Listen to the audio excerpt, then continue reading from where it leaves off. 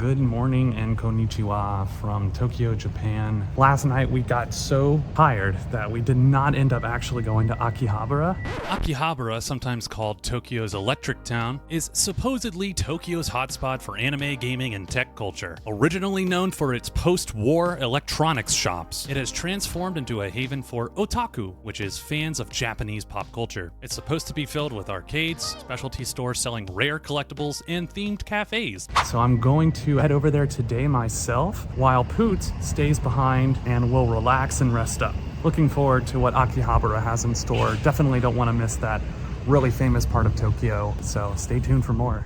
Now, Akihabara would not be easy to get to, but luckily Tokyo is completely filled with public transit options. There are trains everywhere you look. However, as you can see, it's an at least 45-minute ride to Akihabara, even by train. Things are not very close together in Tokyo. Tokyo is such a large and sprawled out city that usually if you were going to take train, which is by far the cheapest option, you were still going to be on a train for at least 30 minutes in any direction. Now, you could always get a cab to your destination. However, taxis in Tokyo are definitely not cheap, so do your research here. Okay, I made it to Akihabara, right off of Akihabara Station. And you immediately see a much larger presence of anime things. I have no idea what that was. The first place I'm gonna go to is a store, a retro video game store called Super Potato. Yes, potato. And I'm gonna see what kind of cool merchandise I can find in there. Not quite as crazy as I was anticipating. I was anticipating it to be a little more congested, similar to Shibuya. It's a good thing to me. And look, more vending machines. Higo. I think this is actually like a claw machine arcade.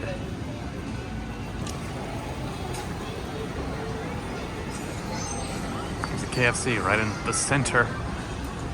I don't know how true this is, but I've heard KFC is a huge hit here, which is really interesting.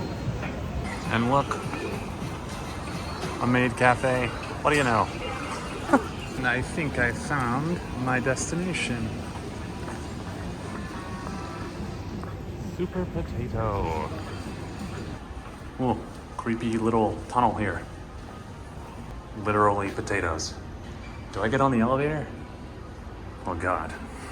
Fourth floor, potato. Okay. There are no potatoes on this floor. I think I found it. Wow.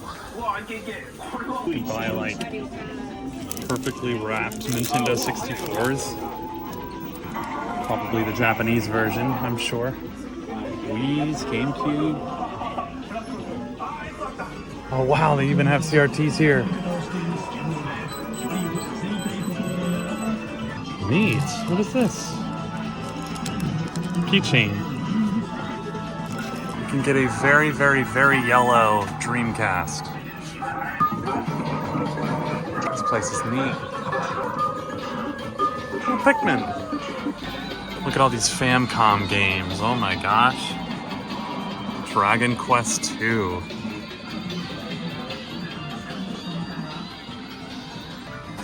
Oh, no curb. Oh, okay.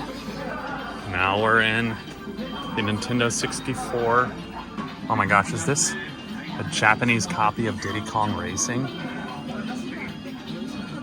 It is. The Famicom version of Super Mario World and Super Mario Kart.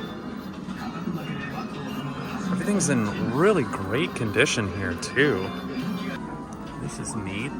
Didn't know this existed. Now we're in the Game Boy Color section. Donkey Kong Game Boy. Loving all the Dragon Ball Z recognition here.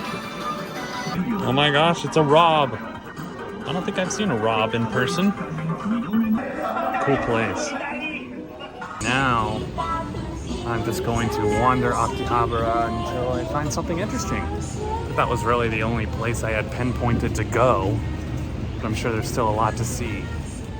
I wandered around Akihabara a little while, and it turns out there wasn't much more to see at all, at least in my opinion. But from what I was able to tell, Akihabara was mostly little knick-knack shops and small restaurants with a few dozen maid cafes sprinkled in. Overall, it definitely seems a bit like a touristy area. I saw more Americans in this section of Tokyo than anywhere else. If you're a nerd or you have an affinity towards anime things, I would actually say that areas like Shinjuku are a little more exciting. They have a little more to offer. There's more to do, and there's a little bit more of Japanese pop culture presence there.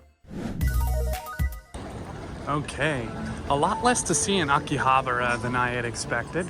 So we are now back in Shinjuku to go explore this section. Maybe I'll find some interesting shops or stores or see Godzilla.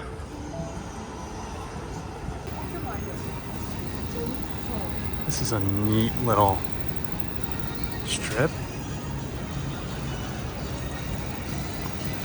Ooh, Sportsland game. What's in there? Oh, more claw machines. It's nice to just get AC though right now. Whew. This is fun. All right. Oh, it's Sailor Moon. Wow. You can get a pillow. Are these cats inside of shark outfits? That's fun. What? Okay, I'm gonna take a stab at one of these machines and try to get a giant ball. Here it goes. Get it? Oh, got it so far. It's gonna drop right here when it hits the top. It always does.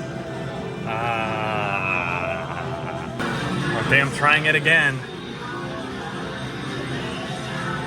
Picking it up's not hard. Getting it to not drop, that's hard. I hate these things. So this is Kabukicho, which is supposed to be like Tokyo's red light district. Right through there. Yeah, Shinjuku seems so much more interesting than Akihabara. You could actually spend like an entire week in Shinjuku, I think. There's just so much here.